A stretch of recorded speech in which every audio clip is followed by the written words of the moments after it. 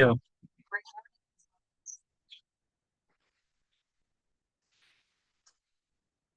Parashat Ki Tetze, Deuteronomy 21:10 through 25:19. First Aliyah. When you, an Israelite warrior, take the field against your enemies, and your God delivers them into your power, and you take some of them captive, and you see among the captives a beautiful woman, and you desire her, and would take her into your household as your wife, you shall bring her into your household, and she shall trim her hair, pare her nails, and discard her captive's garb. She shall spend a month's time in your household, lamenting her father and mother. After that, you may come to her and thus become her husband, and she shall be your wife. Then, should you no longer want her, you must release her outright. You must not sell her for money, since you had your will of her. You must not enslave her. If a householder has two wives, one loved and the other unloved, and both the loved and unloved have borne him sons, but the firstborn son is the son of the unloved one. When he wills his property to his sons, he may not treat as firstborn the son of the loved one in disregard of the son of the unloved one who is older. Instead, he must accept the firstborn, the son of the unloved one, and allot to him a double portion of all he possesses, since he is the first fruit of his vigor. The birthright is his due. If a householder has a wayward and defiant son who does not heed his father or mother and does not obey them even after they discipline him, his father and mother shall take hold of him and bring him out to the elders of his town at the public place of his community. They shall say to the elders of the town, "This son of ours is disloyal and defiant. He does not heed us. He is a glutton and a drunkard." Thereupon his town's council shall stone him to death. Thus you will sweep out evil from your midst. All Israel will hear and be afraid.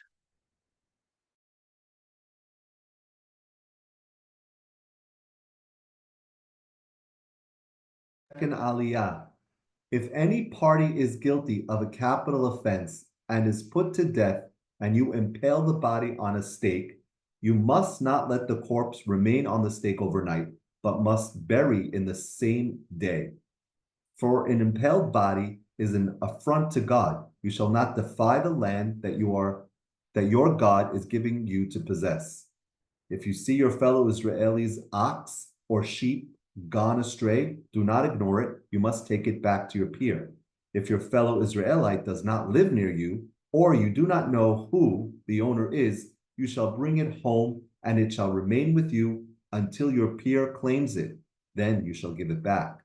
You shall do the same with that person's ass. You shall do the same with that person's garment. And so too shall you do with anything that your fellow Israelite loses and you find. You must not remain indifferent. If you see your fellow Israelite's ass or ox fallen on the road, do not ignore it. You must raise it together. A woman must not put on a man's apparel, nor shall a man wear woman's clothing, for whoever does these things is abhorrent to your God. If along the road you chance upon a bird's nest, in any tree or on the ground, with fledglings or eggs, and the mother sitting over the fledglings or on the eggs, do not take the mother together with her young. Let the mother go and take only the young, in order that you may fare well and have a long life.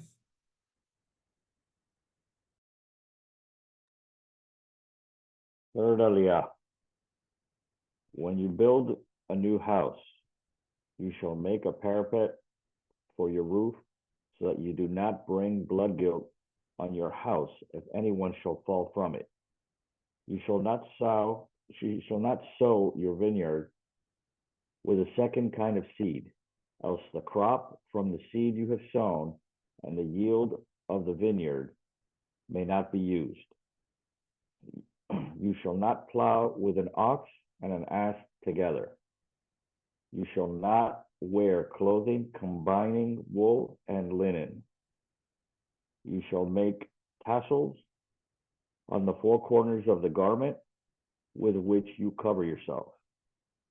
A householder takes a woman as a wife and cohabitates with her. Then he takes an aversion to her and makes up charges against her and defames her, saying, "This is a party I took to wife, but when I approached her, I found that she was not a virgin." In such a case, the girl's father and mother shall produce the evidence of the girl's virginity before the elders of the town at the gate. And the girl's father shall say to the elders, "To this party I gave my own daughter to wife, but he has taken an aversion to her. So he has made up charges, saying, I your daughter a virgin, but here is the evidence of my daughter's virginity." And they shall spread out the cloth before the elders of the town. The elders of that town shall then take the party and flog him, and they shall fine him 100 shekels of silver and give it to the girl's father, for that householder has defamed a virgin in Israel. Moreover, she shall remain his wife. He shall never have the right to divorce her. But if the charge proves true, the girl was found not to have been a virgin, then the girl shall be brought out to the entrance of her father's house, and her town's council shall stone her to death. For she did a shameful thing in Israel, committing fornication while under her father's authority. Thus you will sweep away evil from your midst. If a man is found lying with another man's wife, both of them, the man and the woman with whom he lay, shall die. Thus you will sweep away evil from Israel. In the case of a virgin who is engaged to someone, if another man comes upon her in town and lies with her, you shall take the two of them out to the gate of that town and stone them to death. The girl, because she did not cry for help in the town, and the man, because he violated his neighbor's wife. Thus you will sweep away evil from your midst. But if the man come upon the engaged girl in the open country, and the man lies with her by force, only the party who lay with her shall die. But you shall do nothing to the girl. The girl did not incur the death penalty, for this case is like that of one party attacking and murdering another. He came upon her in the open, though the engaged girl cried for help. There was no one to save her. If a man comes upon a virgin who is not engaged, and he seizes her and lies with her, and they are discovered, the party who lay with her shall pay the girl's father 50 shekels of silver, and she shall be his wife, because he has violated her. He can never have the right to divorce her. No householder shall take his father's former wife as his own wife, so as to remove his father's garment. No man whose testes are crushed or whose member is cut off shall be admitted into the congregation of Hashem. No one misbegotten shall be admitted into the congregation of Hashem. No descendant of such, even in the 10th generation, shall be admitted into the congregation of Hashem. No Ammonite or Moabite shall be admitted into the congregation of Hashem. No descendants of such, even in the 10th generation, shall ever be admitted into the congregation of Hashem, because they did not meet you with food and water on your journey after you left Egypt, and because they hired Balaam, son of Beor, from Petor, of Aram Naharaim, to curse you. But your God, Hashem, refused to heed Balaam. Instead, your God Hashem turned the curse into a blessing for you, for your God Hashem loves you. You shall never concern yourself with their welfare or benefit as long as you live.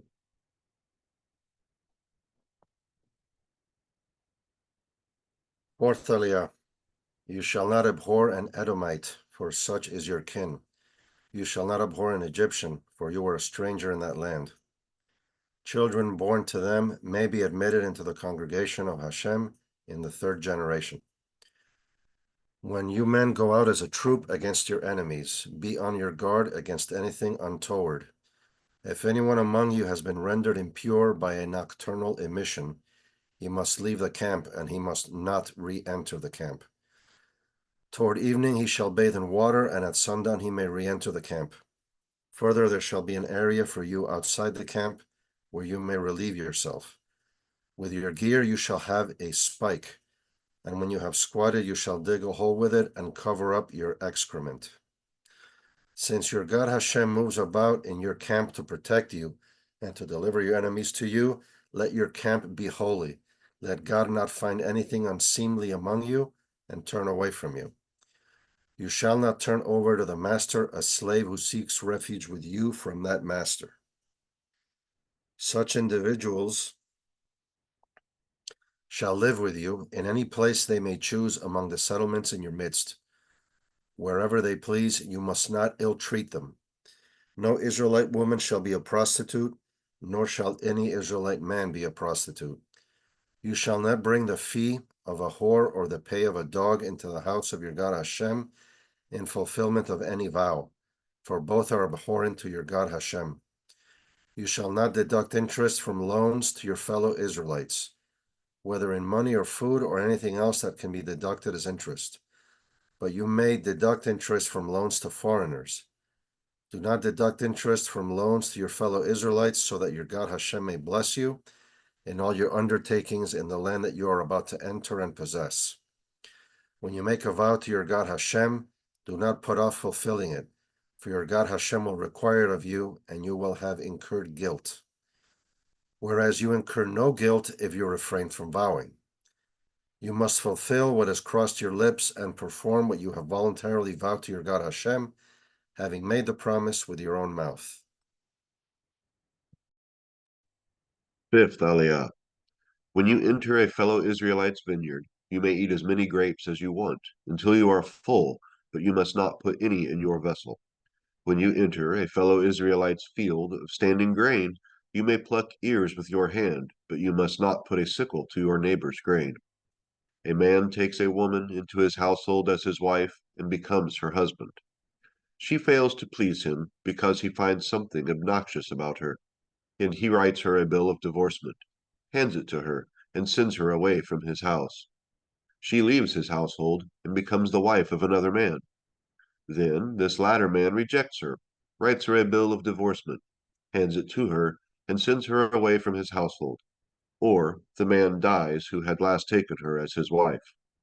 Then the first husband who divorced her shall not take her into his household to become his wife again, since she has been defiled, for that would be abhorrent to Adonai. You must not bring sin upon the land that your God Adonai has given you as a heritage. Sixth Aliyah. When a man has newly taken a woman into his household as his wife, he shall not go out with the army or be assigned to it for any purpose. He shall be exempt 1 year for the sake of his household. Give happiness to the woman he has taken. A hand mill or an upper millstone shall not be taken in pawn, for that would be taking someone's life in pawn. The party has been found to be kidnapped, and then enslaved or sold, the fellow Israelite, the kidnapper shall die, and thus you shall sweep out evil from your midst. In cases of a skin affection, be most careful to do exactly as the Levitical priests instruct you. Take care to do as I have commanded them. Remember what your God Hashem did to Miriam on the journey after you left Egypt. When you make a loan of any sort to your compatriot, you must not enter the house to seize the pledge. You must remain outside while the party to whom you made the loan brings the pledge out to you. If that party is needy, you shall not go to sleep in that pledge. You must return the pledge at sundown, that its owner may sleep in the cloth and bless you, and it will be to you for merit before your God Hashem. You shall not, seventh aliyah, you shall not abuse a needy and destitute laborer, whether a fellow Israelite or a stranger in one of the communities of your land. You must pay out the wages due on the same day before the sun sets, for the worker is needy and urgently depends on it. Else a cry to Hashem will be issued against you, and you will incur guilt. Parents shall not be put to death for their children, nor children be put to death for parents.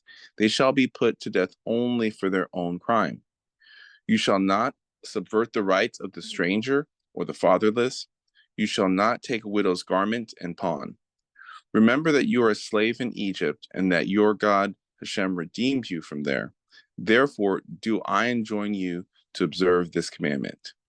When you reap the harvest in your field and overlook a sheaf in the field, do not turn back to get it.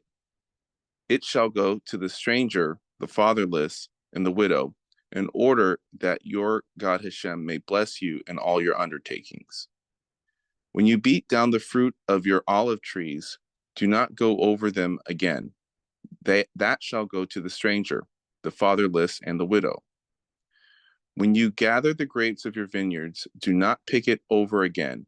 It shall go to the stranger, the fatherless, and the widow. Always remember that you are a slave in the land of Egypt. Therefore do I enjoin you to observe this commandment. When there is a dispute between two parties and they go to law, and a decision is rendered declaring the one in the right and the other in the wrong, if the guilty one is to be flogged, the magistrate shall have the person lie down and shall supervise the giving of lashes by count, as warranted by the offense. The guilty one may be given up to 40 lashes, but not more, lest being flogged further to excess, your peer be degraded before your eyes. You shall not muzzle an ox while it is threshing.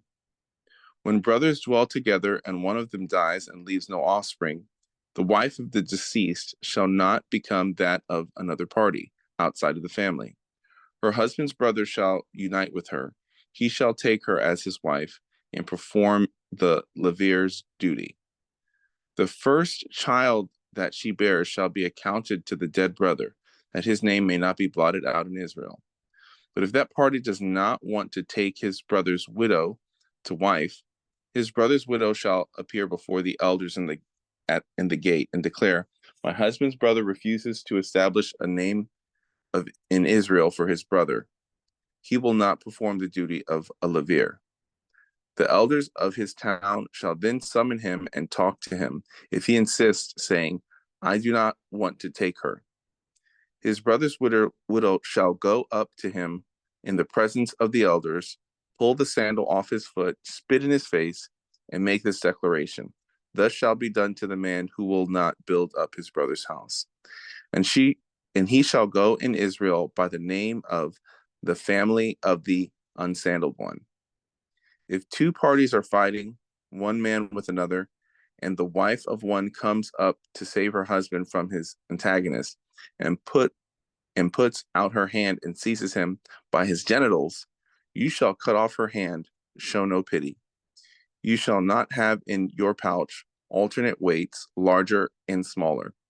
You shall not have in your house alternate measures, a larger and a smaller. You must have completely honest weights and completely honest measures if you are to endure long on the soil that your God Hashem is giving you. For everyone who does those things, everyone who deals dishonestly is abhorrent to your God Hashem. Remember what Amalek did to you on your journey after you left Egypt, how undeterred and by fear of God, he surprised you on the march when you were famished and weary, and cut down all the stragglers in your rear. Therefore, when your God Hashem grants you safety from all your enemies around you, and the land that your God Hashem is giving you as a hereditary portion, you shall blot out the memory of Amalek from under heaven. Do not forget.